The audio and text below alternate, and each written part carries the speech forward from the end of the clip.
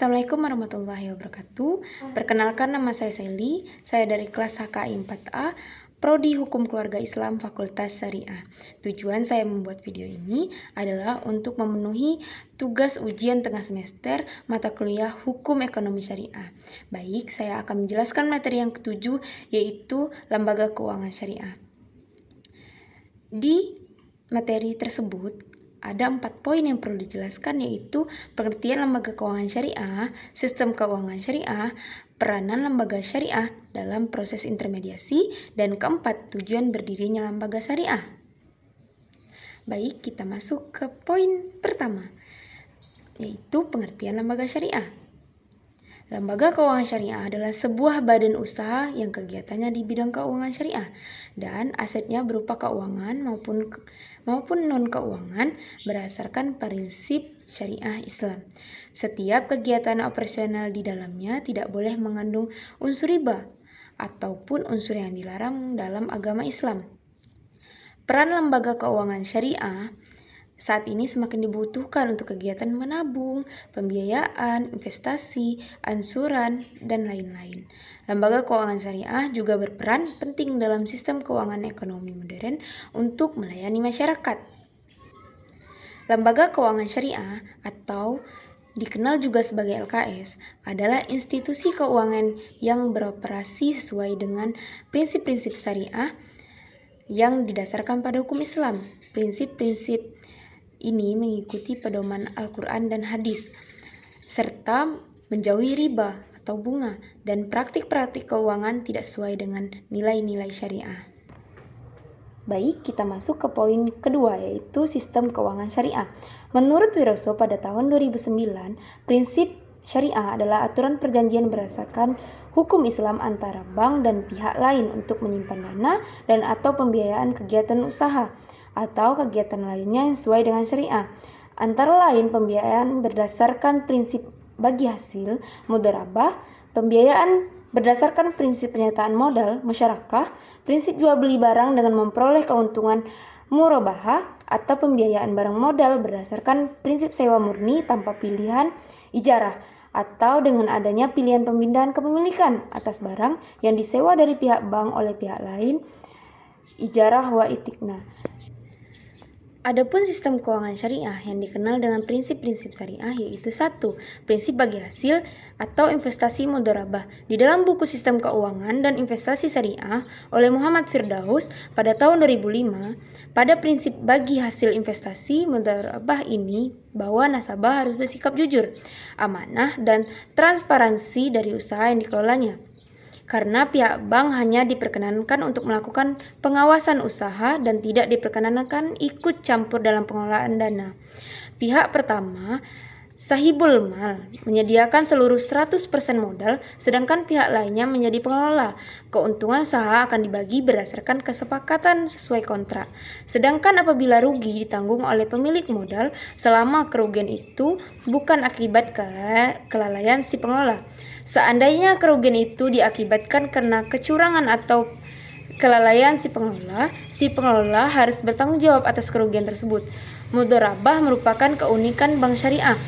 Oleh karena itu, bagi bank syariah atau lembaga keuangan syariah lain tidak banyak melakukan transaksi jenis ini, maka kehilangan keunikan bank syariah yang berarti kehilangan nilai dari bank syariah itu sendiri.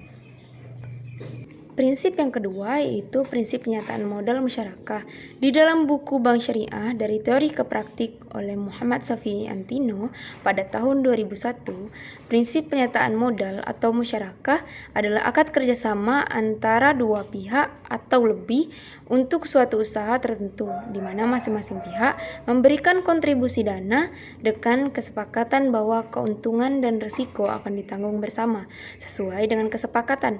Akad musyarakah ini merupakan akad kerjasama yang dilakukan antara dua pihak untuk sesuatu usaha tertentu, di mana masing-masing pihak memberikan kontribusi dana dengan ketentuan bahwa keuntungan dibagi berdasarkan nisbah yang disepakati, sedangkan kerugian ditanggung oleh para pihak sebesar partisipasi modal yang disertakan dalam usaha. Prinsip yang ketiga yaitu prinsip jual beli murabahah. Prinsip jual beli dengan akad murabahah ini adalah salah satu transaksi yang paling banyak dilakukan oleh bank syariah saat ini. Salah satu alasannya adalah dalam murabahah ini risiko bagi bank syariah adalah kecil. Contohnya, transaksi dalam pembelian kendaraan bermotor. Bank sebagai penjual harus menyediakan kendaraan bermotor untuk dilakukan jual beli dengan nasabah. Jadi yang diterima oleh nasabah adalah kendaraan bermotor dari jual beli yang dilakukan. Prinsip yang keempat yaitu prinsip sewa ijarah. Pada dasarnya prinsip ijarah sama dengan prinsip jual beli, namun perbedaannya terletak pada objek transaksinya. Bila pada jual beli objek transaksinya adalah barang, maka pada ijarah objek transaksinya jasa. Menurut Muhammad Trawas Kal-Aji pada tahun 1987, al-ijarah adalah akad pemindahan hak guna atas barang atau jasa melalui pembayaran upah sewa tanpa diikuti dengan pemindahan kepemilikan atas barang itu sendiri. Kita masuk ke poin C, yaitu peranan lembaga keuangan syariah dalam proses intermediasi.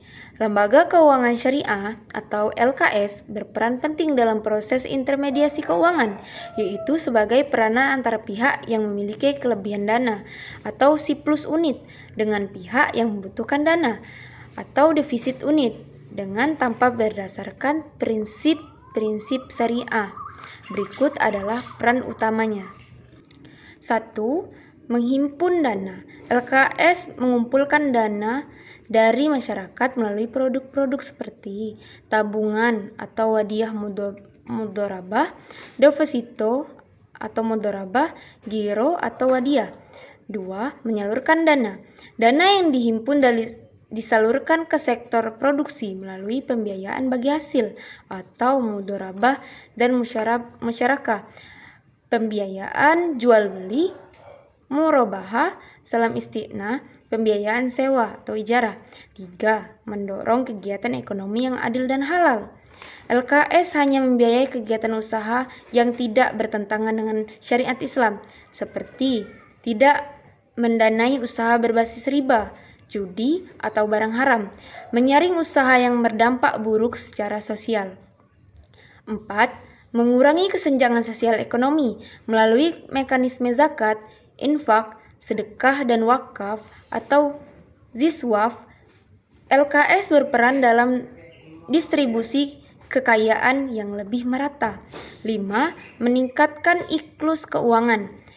LKS membuka akses pembiayaan bagi kelompok yang tidak terjangkau oleh bank konvensional seperti UMKM, petani, dan nelayan. 6.